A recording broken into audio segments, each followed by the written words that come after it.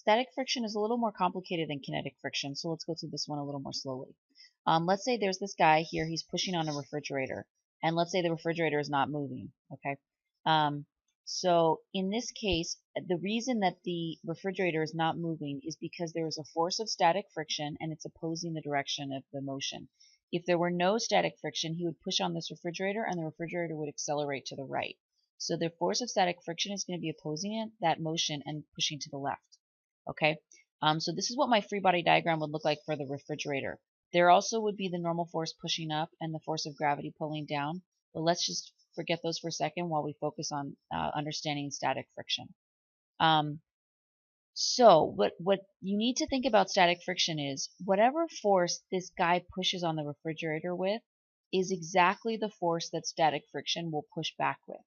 If he pushes on the refrigerator with 5 newtons of force, static friction is going to push back on the refrigerator with 5 newtons of force. If he pushes with 20 newtons of force, so if this force is 20 newtons, then the force of static friction is going to push back with 20 newtons. It would be crazy if he pushed with 20 newtons of force and static friction pushed back with 30 newtons of force. If that happened, then this object would start accelerating to the left and we would all run outside screaming, right? That's not what happens. This force of static friction is going to push with whatever force it needs to in order to keep this object stationary. Okay, that's what static friction does. It pushes with just as much force as is needed to balance this force to keep this object stationary. So if you want to know how big is static friction, it's equal to, in this case, whatever force is pushing against it. That's how big the force is. However, there is a maximum force that static friction can supply. Eventually, if this guy is strong enough, he might be able to push and get this refrigerator to slide. So there is a maximum force that static friction can supply. And we can calculate how big that maximum force is by just taking mu sub s. So mu, again, it's that Greek letter mu. Mu sub s means static friction. This is the coefficient of static friction. This just tells you how big the static friction can be, times the normal force. So this equation here looks just like the one we had for kinetic friction, where the force of kinetic friction was equal to mu sub k times the normal force. But what I want to emphasize here is that this value here is just telling us the maximum value that static friction can supply in this case. Most of the time, static friction is just supplying whatever the pushing force is. So another way to think about it is this. Once the pushing force exceeds this maximum force that static friction can supply, then the object will move, and then it is experiencing kinetic friction, and we're not going to use this equation anyway. So when we use this equation, we are almost never saying that this is the force of static friction, that this is the force that static friction is applying right now. It's more like we look at this value to ask ourselves, is this object moving or not? If it is moving, meaning the pushing force against it is bigger than the maximum force in that static friction can supply, then the object is moving and we're going to use kinetic friction. If the pushing force is less than this maximum force that static friction can supply, then the object is not moving, and the static friction will supply exactly the same amount of force as the pushing force in order to keep the object stationary. Let's look at an example to have this make a little more sense for us. Oh no, before the example, sorry. Here, this is from your book. I just want to show you some coefficients. These are given to you in the book, so you might need these for the homework. And on a quiz, I will give you any coefficients that you need to know, so you don't have to have these memorized. First of all, you can notice that the coefficients here they have no units, okay? Because in that equation, let's just go back to this equation here. This is a force measured in newtons, and normal force is a force measured in newtons. So this value here has no units at all. You can see that the coefficient of static friction is always bigger than the coefficient of kinetic friction. You've probably noticed that it takes a little bit more force to get an object to move, to overcome that static friction. Then once you get it moving, you don't have to push quite as hard to get it to keep moving because the force of coefficient of kinetic friction is a little bit smaller. And so here's just a bunch, to look at. You can look at ones that you expect to be really smooth, like Teflon on steel has very, very low coefficients of friction. Things that you expect to be harder to push, Um, something like rubber on dry concrete has really high coefficients of friction relatively. Okay. Let's look at an example of dealing with static friction. Okay. So in this case, you push on a crate that's 10-kilogram crate with a force of 50 newtons. Well, actually, you can read this yourself. Press pause, read it yourself. See if take a chance, try to do it if you want, and then press play, and we'll go through it together. So here's my free body diagram. I don't know whether this is going to be kinetic friction or static friction.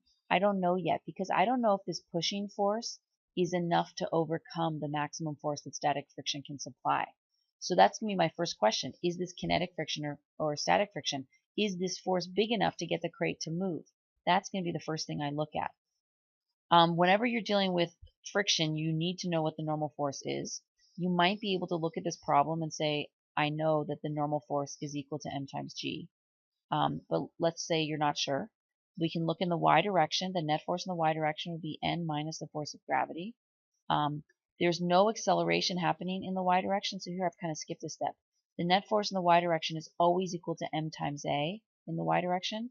A in the y direction is 0, so the net force in the y direction has to be equal to 0. This is very, very, very common. We're going to do this tons and tons and tons, so you might be able to skip right to this step. The net force in the y direction has to be equal to 0 because we're not accelerating in the y direction. That means my normal force is equal to the force of gravity. My normal force is equal to mg, so my normal force is equal to 98 newtons. Now I'm going to figure out what is the biggest force that static friction could possibly supply. The biggest force that static friction could possibly supply is equal to mu sub s times my normal, or 0.6 times 98, or 59 newtons. Static friction will not always push with 59 newtons, but that's the most that it could ever push with. The pushing force here is only 50 newtons. So this force is not big enough to overcome static friction. It is not big enough to overcome static friction. That means that the force that static friction will supply is going to be just big enough to counteract this force. So the maximum force that static friction can provide is larger than the pushing force, so the object is not moving. That means that the force of static friction is going to be 50 newtons, not 59. If it were 59, this object would accelerate to the left and we would all run out of the room screaming. Static friction is only going to push with 50 newtons. Here's an interesting question. Think about it for a second and then press play and we'll go over it. Now you might have answered no because you think, when an object is sliding to the right, that means friction is pushing on it to the left. However, it is possible for friction to act in the direction of the object's motion, and that is what happens. That can happen with static friction. Okay, it's possible for static friction to act in the direction of an object's motion. Now you might think, well, how can an object be moving if there's static friction acting on it? Well, let's consider people on a bus. Okay, so here I have people on the bus. Here's what it looks like inside for the people on the bus. Okay, let's focus on this guy that's standing on the bus. Let's say this bus is at rest, and then it starts to move forward. So it's going to accelerate to the right. Well, what happens to the people on there? They will also accelerate to the right. They have to be, or else, the bus would be moving, to the right, and they just all get slammed up against the back of it. They are going to accelerate to the right. What do we know about the net force, let's say, on this guy right here? Well, if he is accelerating to the right, there is a net force pushing him to the right. Okay, so what is that force acting on him that's pushing him to the right? What is that force? He's just standing there. The force that is pushing him to the right is static friction. That's the thing, and maybe a little bit of tension here. But let's say he wasn't holding on to this. Okay, let's look at this guy. He's just sitting on a bench, or on the seat. What force is pushing him to the right? It's the static friction on his butt. The static friction between the seat and his butt is pushing him forward, making him accelerate forward. So static friction is in the direction of his acceleration and his motion. He's moving forward. He's accelerating forward. Static friction is making him accelerate forwards.